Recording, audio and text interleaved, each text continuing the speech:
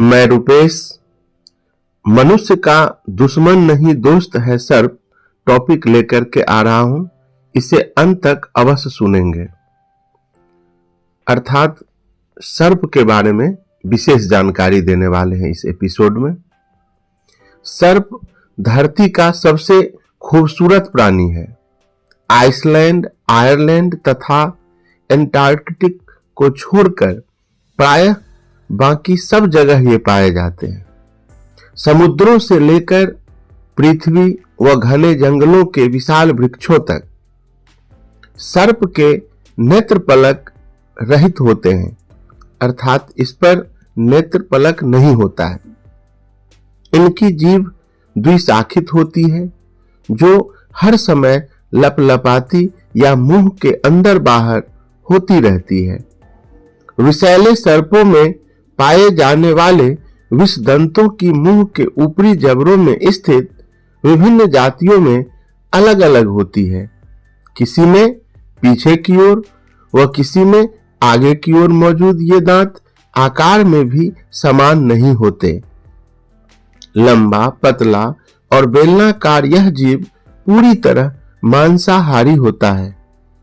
सर्पों में मौजूद विष शिकार में मददगार होता है। ऊपरी तालू में त्वचा के नीचे विष ग्रंथियों में भरा यह जहर हल्के दबाव से ही खोखले विषदंतों में उतर जाता है। सर्पों की अधिकतर जातियों में मादा अंडे ही देती हैं, लेकिन कुछ जातियों में बच्चे भी पैदा होते हैं। ये अंडे इतने चिपचिपे होते हैं कि मजबूती के साथ एक दूसरे से चिपके रहते हैं। अंडों को तोड़कर बच्चे बाहर आ सके, इसलिए सपोले के मुंह पर ऊपर की ओर एक दांत होता है। सांप अक्सर बिलों में रहते हैं और भोजन की तलाश में बाहर निकलते हैं। वैसे ये काफी दिनों तक बिना भोजन के जीवित रह सकते हैं। अजगर तो एक बार भोजन करने के बाद कई महीनों तक बिना भोजन के जीवित रह सकता है। तरह तरह के सांप। सांपों की कुछ प्रजातियां ग्लाइडर की भांति उड़ भी सकती हैं और उड़कर एक पेड़ से दूसरे पेड़ तक पहुंच जाती हैं। यद्यपि सांपों के पंख नहीं होते हैं, लेकिन जब उसे उड़ना होता है तो शरीर को चौड़ा करके नीचे की ओर खींचता है, जिससे उसका आकार अवतल हो जाता है और ग्लाइडर की भांति उड़कर वह दूसरे पेड़ या जमीन पर आ जाता है। सर्पों की कुछ जातियां अधिकतर समय पानी में ही बिताती हैं। गर्म समुद्रों में रहने वाला येलो बेलिड स्नेक तो ताउम्र थल पर आता ही नहीं है। अब है जहरीले नहीं होते सभी सांप। सांपों की अब तक 2400 से अधिक प्रजातियां खोजी जा चुकी हैं, जिसमें 10% सांप भी जहरीले नहीं होते हैं। लेकिन उसका खौफ इतना है कि व्यक्ति दहशत के मारे ही दम तोड़ देता है। भारत में पाई जाने वाली 200 से अधिक प्रजातियों में से केवल 4 प्रजातियां ही जहरीली हैं। ये हैं कोबरा, करैत, सास्केल वाइपर तथा रसल वाइपर। विषैले सांपों की पहचान करना मुश्किल नहीं है। कोबरा या नाग का सिर छत्र जैसा होता है। अधिकतर नागों के छत्र पर अंग्रेजी अक्षर वी के आकार का चिन्ह होता है, जबकि करैत की पीठ पर सफेद लकीरें होती हैं।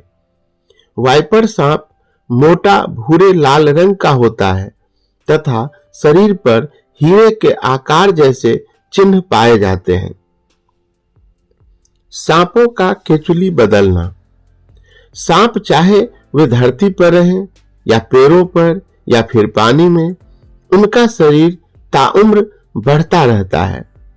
ऐसे में उनकी त्वचा छोटी पड़ने लगती है और उसे एक निर्धारित अंतराल के बाद उसे छोड़ देना उनकी मजबूरी बन जाती है। पुरानी त्वचा को त्यागना ही केचुली बदलना है। यह अवधि 1 से 3 महीने की हो सकती है। केचुली बदलने के लिए वह किसी खुरदरी जगह को तलाशता है तथा उस पर अपना मुंह रगड़ता है ताकि होठों के पास की त्वचा ढीली हो जाए। इसके बाद वह उस हिस्से को चट्टान या पेड़ की टहनी से अटका देता है और अपने शरीर को सिकोड़कर त्वचा से बाहर निकाल लेता है। उसकी त्वचा चट्टान से अटकी रह जाती है। इस प्रक्रिया में केचुली का अंदर का भाग बाहर तथा बाहर का भाग अंदर चला जाता है। मजे की बात तो यह है कि इस पूरी प्रक्रिया में केचुली कहीं से भी टूटती नहीं है। सांपों के बारे में फैले अंधविश्वास। सांपों के बारे में अंधविश्वास भी बहुत है जिनका कोई वैज्ञानिक आधार नहीं है। कुछ लोगों की मान्यता है कि पृथ्वी शेषनाग के फन पर टिकी हुई है और जब वह अपना फन हिलाता है तो भूकंप आता है। आपने सपेरों को बीन बजाकर सांप को नाचते हुए देखा होगा, लेकिन क्या वाकई सांप संगीत प्रिय होता है? कुछ लोगों का तो यहाँ तक कहना है कि वे बीन बजाकर सांप को बुला भी सकते हैं। सच्चाई तो यह है कि सांप के कान ही नहीं होते। उसे हमारी तरह या अन्य कान वाले जीवों की भांति सुनाई नहीं देता, इसलिए उसका संगीत प्रेमी होने की धारणा मिथ्या है। वैज्ञानिकों का कहना है कि सांप वायु में होने वाले कंपनों के प्रति उदासीन रहते हैं। हाँ, जमीन के कंपनों के प्रति वह अवश्य संवेदनशील रहता है।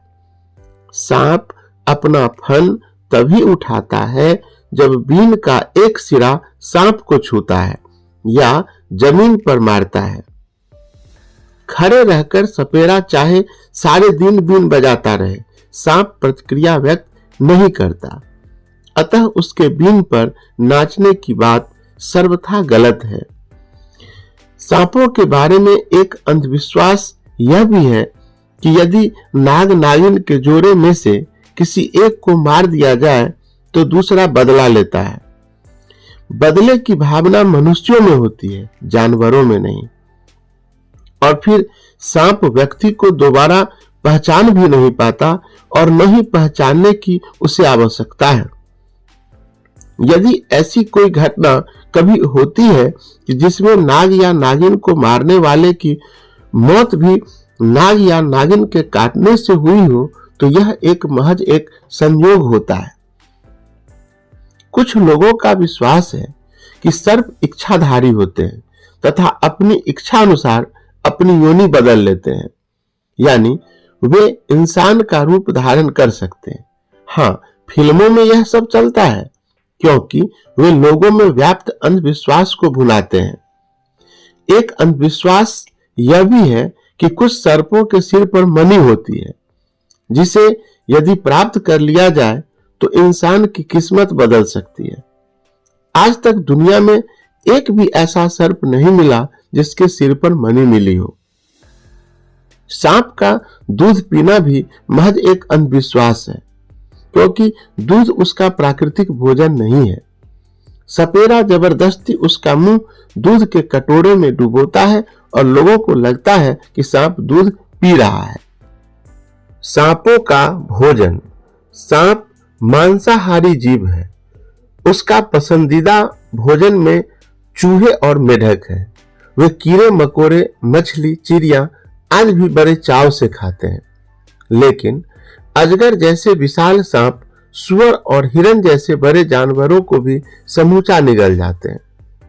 अजगर अपने भोजन के लिए शिकार करने के लिए विष की बजाय अपनी पकड़ का इस्तेमाल करता है। शिकार को वह रस्सी की तरह इतनी मजबूती से दबाता है कि शिकार दम तोड़ देता है। फिर अजगर अपने शिकार को समूचा निगल जाता है। यह अपने शिकार की हड्डियों तक को पचा लेता है। मनुष्य का दुश्मन नहीं, दोस्त। सांप का विष जहां इंसान की जिंदगी लेता है वहीं उसके विष में ऐसी अनेक औषधियां बनती है उनके विष से ऐसी अनेक औषधियां बनती हैं जो मनुष्य को नई जिंदगी प्रदान करती है। चीन के चिकित्सकों ने तो सर्प विष से कैंसर का इलाज करने में सफलता पाई है। संघाई के जिला अस्पताल के डॉक्टर चियोग टंग आंगम ने कुछ परंपरागत चीनी औषधियों के साथ सर्प विष मिलाकर एक कैप्सूल तैयार किया है, जिससे लीवर, मस्तिष्क, फेफड़े और छाती के कैंसर का इलाज किया जाता है। वहां पिछले 2 दशकों से कैंसर और ट्यूमर के लिए सर्प विष का विविध रूपों में उपयोग किया जाता रहा है। सपेरे सांप के सबसे बड़े दुश्मन। सपेरे अपने स्वार्थ के लिए सांपों को पकड़ते हैं तथा उनकी विष ग्रंथि निकालकर उसे अपनी कमाई का जरिया बनाते हैं। इसके पीछे उनका सर्प के प्रति प्रेम नहीं होता, वे तो लोगों की धार्मिक आस्था को भुनाते हैं। फिर भले ही इस निरीह प्राणी की जान ही क्यों न चली जाए। सपेरे जो कि सांप पालकर रोजी रोटी कमाते हैं, सर्पों के सबसे बड़े दुश्मन होते हैं। नाग पंचमी के 2 महीने पहले वे सांपों को पकड़कर उनकी विष ग्रंथि पैनी छुरी से निकाल देते हैं, जिससे सांप घायल हो जाता है। उसे महीनों तक भूखा प्यासा रखा जाता है ताकि श्रद्धा के वशीभूत होकर जब लोग उसे दूध पिलाएं तो पानी की चाह में इसे पी ले। दूध से इसकी अंतड़ियों में गहरे जख्म हो जाते हैं, जिससे वह 2 महीने के भीतर मर जाता है। सर्पों का मुंह बार बार दूध में जबरदस्ती डुबाने से कई सांप दम घुटने से भी मर जाते हैं। इसके अलावा प्रकृति में आजाद घूमने वाले सांप को जब सपेरे छोटी सी टोकरी में बंद करके रखते हैं तो उसे हिलने डुलने तक की जगह नहीं मिलती है। टोकरी में टूटी फांस भी उसे चुभती है, जिससे वह घायल हो जाता है। वैसे सांप पालना जुर्म है और ऐसे व्यक्तियों को 3 माह की सजा व 500 रुपये जुर्माना हो सकता है।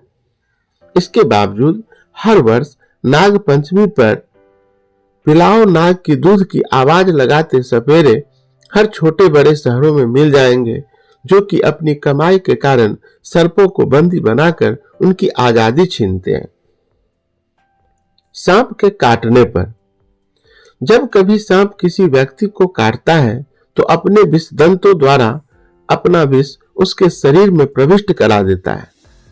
काटते समय जितनी अधिक मात्रा वह विष को छोड़ता है, उसका प्रभाव उतना ही अधिक और जल्दी होता है। हाँ, उसके विष का प्रभाव तभी होता है जब वह हमारे खून में मिल जाए। सांप के काटने पर प्रभावित भाग पर जलन व दर्द की अनुभूति होती है। वह स्थान सूज सकता है या सुन्न भी हो सकता है। आदमी को यदि तुरंत चिकित्सा सहायता न मिले तो वह मर भी सकता है। ऐसा इसलिए कि सांप के विष का असर रक्तचाप और हृदय पर होता है, जो जानलेवा होता है।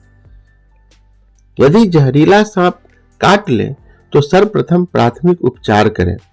सर्वप्रथम काटे हुए स्थान को ब्लेड से थोड़ा सा और काट दें तथा दबाकर खून निकाल दें और तब उसके काटने वाले स्थान के थोड़ा ऊपर कपड़े का टुकड़ा कसकर बांध दें ताकि उसका विष फैलने न पाए।